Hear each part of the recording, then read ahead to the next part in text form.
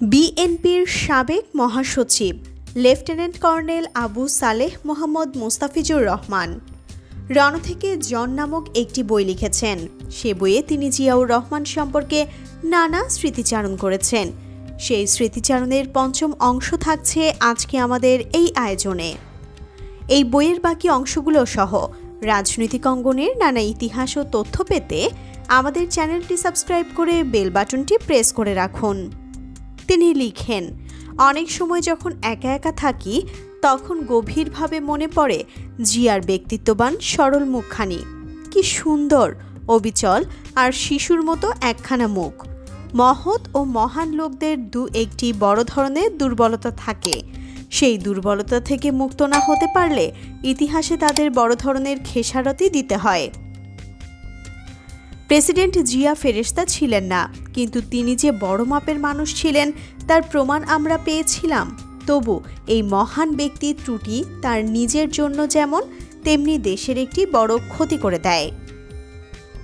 President জিয়ার সেনাবাহিনী থেকে অবসর গ্রহণের পর কে হবেন সেনাবাহিনীর প্রধান তা নিয়ে বেশ চিন্তাভাবনা শুরু হয়ে গেল। এমনিতে সেই সময় সেনাবাহিনীতে প্রকাশ্য ও গোপনে বেশ কয়েকটি ব্যর্থ সামরিক অভ্যুত্থান ঘটে গিয়েছিল। ফলে সুস্থির মাথায় রাষ্ট্র পরিচালনার জন্য একজন বিশ্বস্ত সেনাবাহিনী প্রধান খুব প্রয়োজন হয়ে পড়েছিল।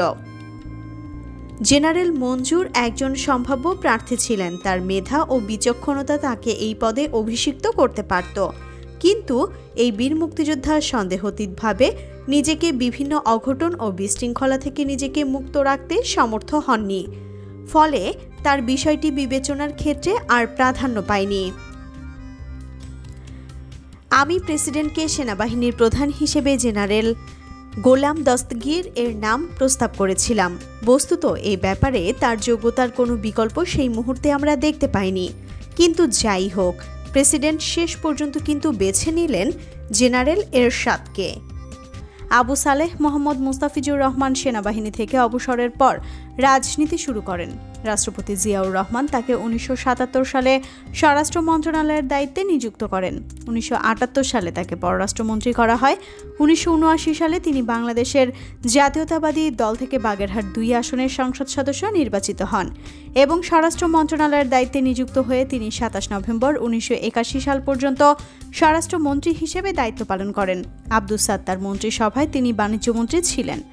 1985 সালে তিনি বাংলাদেশ জাতীয়তাবাদী দলের সাধারণ সম্পাদক নির্বাচিত হয়েছিলেন।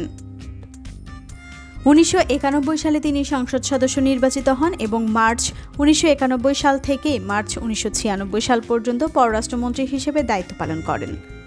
ফেব্রুয়ারি 1996 সালের নির্বাচনেও তিনি সংসদ সদস্য নির্বাচিত হন।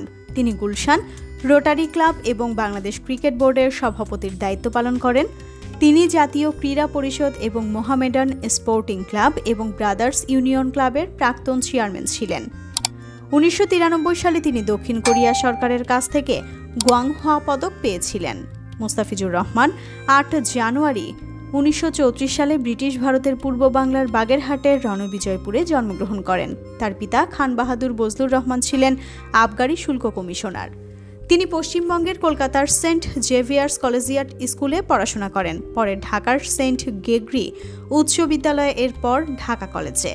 তিনি পেশোয়ার বিশ্ববিদ্যালয় থেকে স্নাতক ডিগ্রি অর্জন করেন।